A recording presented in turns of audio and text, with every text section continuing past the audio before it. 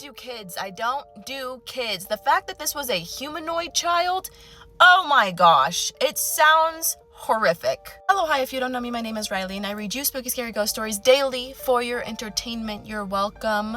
I just watched your video on the poltergeist in Arizona. I live in Phoenix, and I have a story I think you'll like. I've always been a very spiritual person, and I'm very connected with alternative practices of spirituality. As such, my light is very much on, and this has attracted a lot of paranormal experiences my way. This situation occurred about 2 years ago. I work as a hairstylist and often get home fairly late, well into the evening after dark. This particular night I got home and of course my phone was nearly dead, so I plugged it in and went into my backyard for an evening smoke in my sunroom.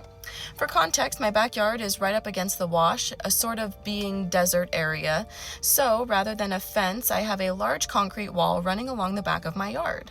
My sunroom is probably 20 or so feet from the wall. As I sit down, I noticed a shape outlined against the night sky on top of the wall that I don't normally see. I took note and assumed it was the tip of a bush or a tree I just hadn't noticed before. As my eyes adjusted to the darkness, I was able to see the shape more clearly, and I noticed it wasn't rustling in the wind as the other bush shapes were.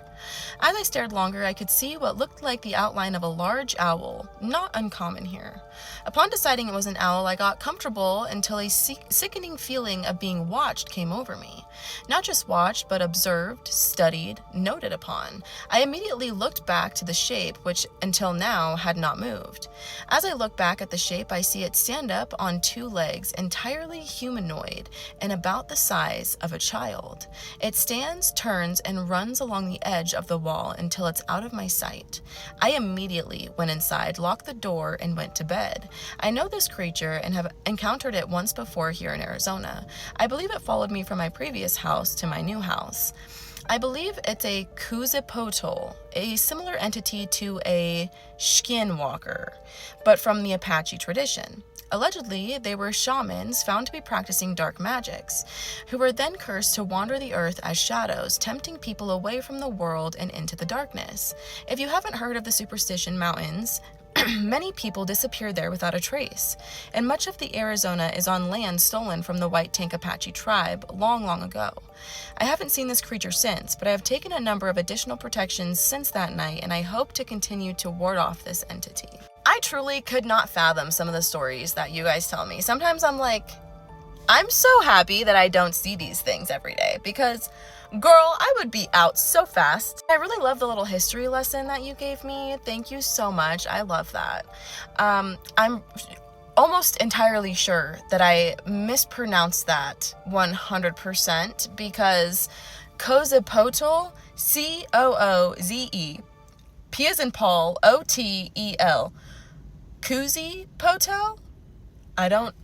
I'm not sure, but I am 100% certain I'm pronouncing it incorrectly. This is really crazy. How do you go from being a bush to an owl to a small humanoid child? Okay. I couldn't do it. You guys are much braver than I am because, well, you know what? And I like to say this often. I am much braver than I think I am because in the heat of the moment, I am definitely one of those people that looks around. But when I'm sitting in the comfortability of my own vehicle at the moment, reading these stories, I'm like, oh, hell no, I wouldn't. No, I wouldn't. I wouldn't deal with that.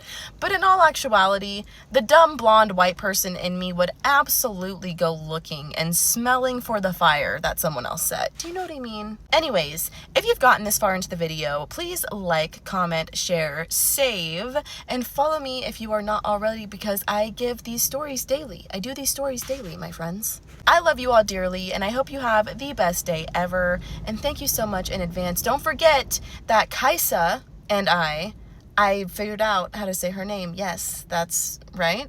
Are going live May 15th. I will be messaging her stat after I make this video to see about what time. And then I'm also going to be going live on my birthday, which is May 21st. So be there or be square, folks. Okay, I love you guys. Bye.